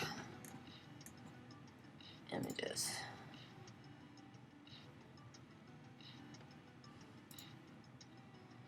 Why, it's almost as if these things are potentially the same thing. Weird. Ain't it?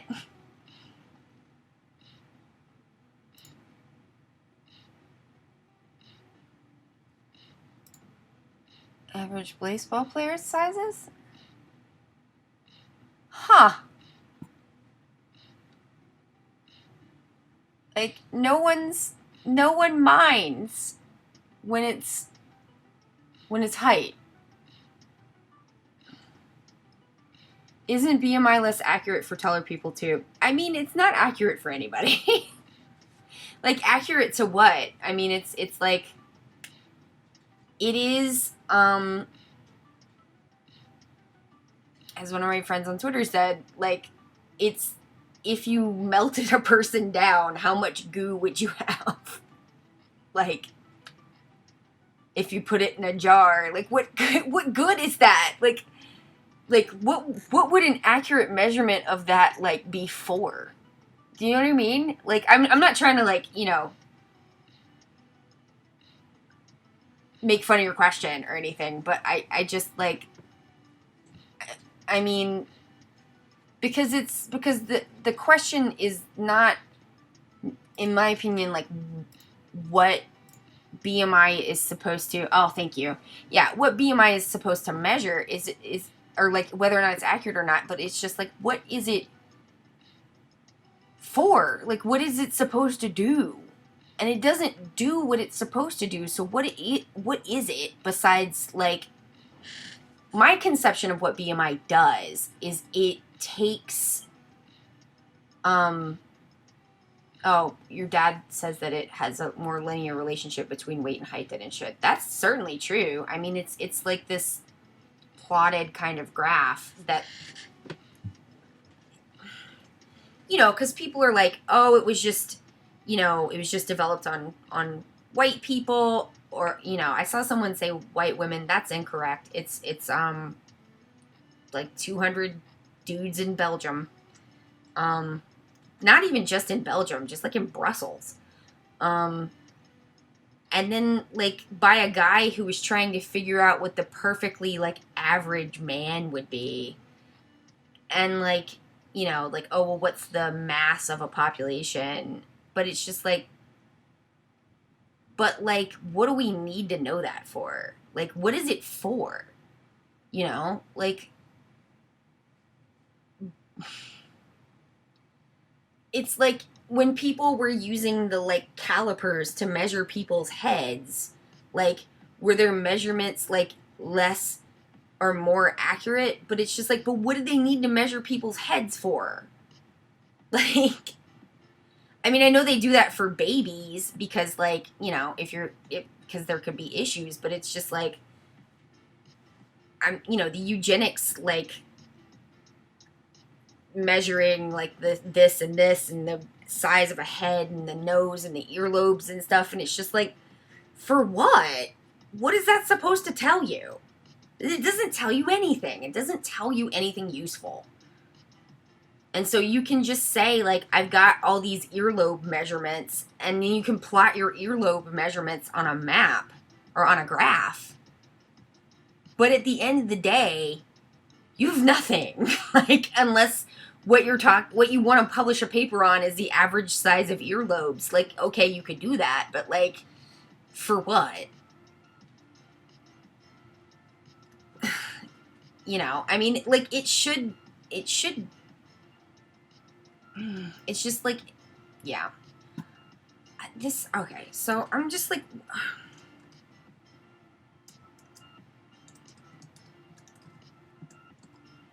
guidelines.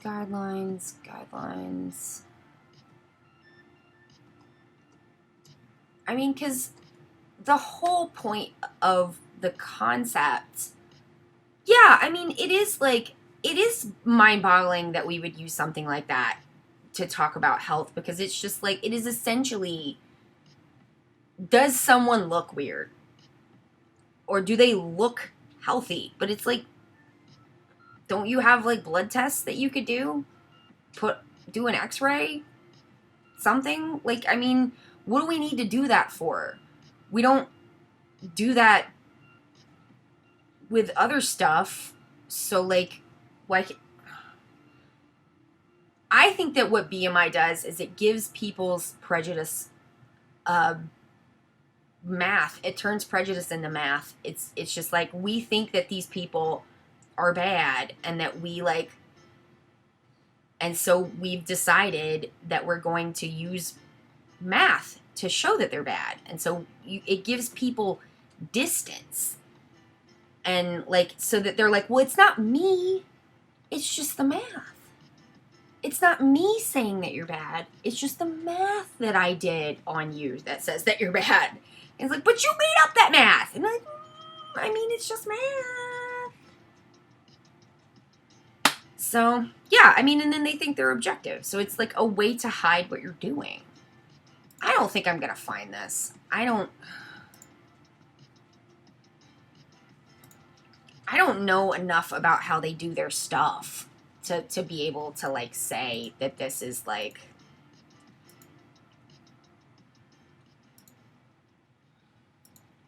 Okay, so this is just about physical activity.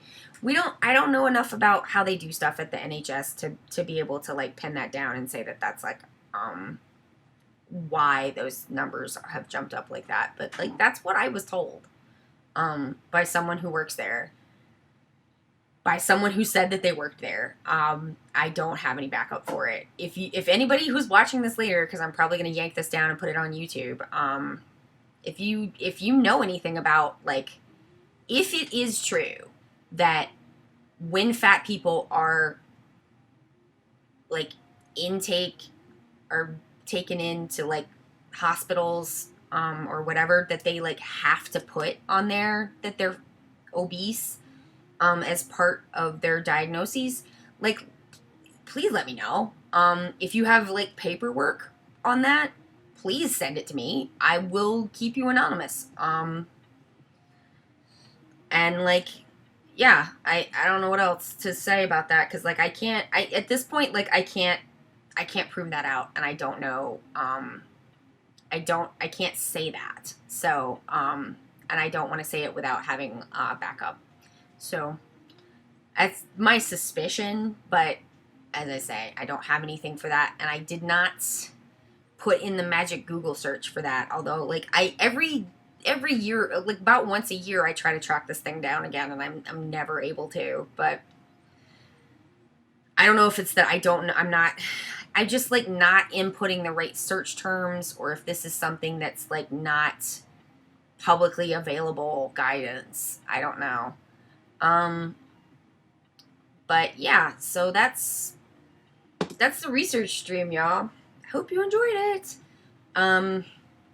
My name is Allie. This has been Okay to Be Fat.